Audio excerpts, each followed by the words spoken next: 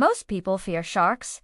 But on one quiet morning in 1972, a surfer off the coast of California was attacked by something far rarer, something far more powerful, and something no one expected, because this wasn't a shark. It was an orca, a killer whale, an animal that almost never harms humans. Yet on that day, one orca broke the rules, and what happened next became one of the only confirmed wild orca attacks on a human in recorded history. Our story begins on September 9, 1972.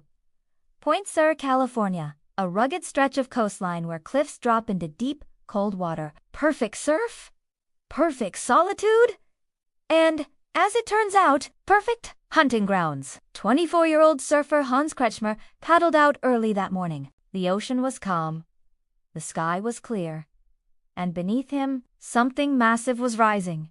He had no idea, because orcas don't give warnings.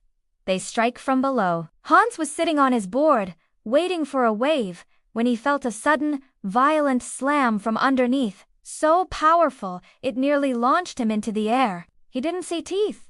He didn't see a fin, just a dark shape rising. Before he could react, the water exploded around him. An orca, a full-grown adult, surged upward and clamped its jaws around his leg.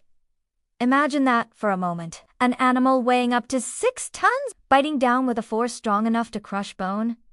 Hans later said it felt like being hit by a truck, and then held in the jaws of a dinosaur. The orca's teeth sank deep into his thigh. Muscle tore.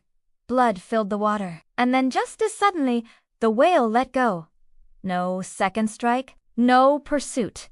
Just a single, devastating bite. Hans didn't know it yet, but this behavior matched something marine biologists call a test bite, a predator's way of checking if something is food. And Hans was not, but he was still in the middle of the ocean, bleeding heavily, with no idea if the orca would return. Hans forced himself back onto his board. His leg was torn open, bone visible. Every paddle stroke sent a shock of pain through his body. He kept expecting the water behind him to ripple, for a black dorsal fin to rise, for the orca to come back and finish what it started. But the ocean stayed eerily calm. Other surfers saw the blood and rushed toward him. They dragged him to shore, wrapped his leg, and called for help. He survived, but only barely. Doctors counted over 100 stitches to close the wound. At first, people didn't believe him. A killer whale attacking a human. It sounded impossible, but then the evidence came in.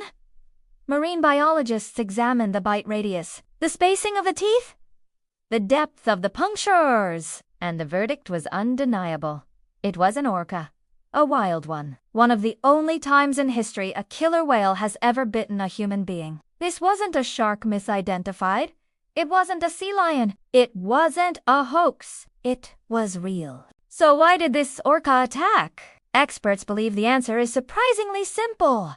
Hans looked like a seal. From below, a surfer sitting on a board has the same silhouette as a sea lion, a favorite prey of orcas, and orcas are apex predators. They strike fast, they strike hard, and they strike from below. But here's the twist. Once the orca realized Hans wasn't food, it stopped. No second bite. No dragging him under. No predatory follow-through. Just one test and release. This is why wild orca attacks on humans are almost unheard of. Humans simply aren't on the menu. Hans recovered, though the scars stayed with him for life. He returned to the ocean, but he never forgot the moment he came face to face with one of the most powerful predators on Earth.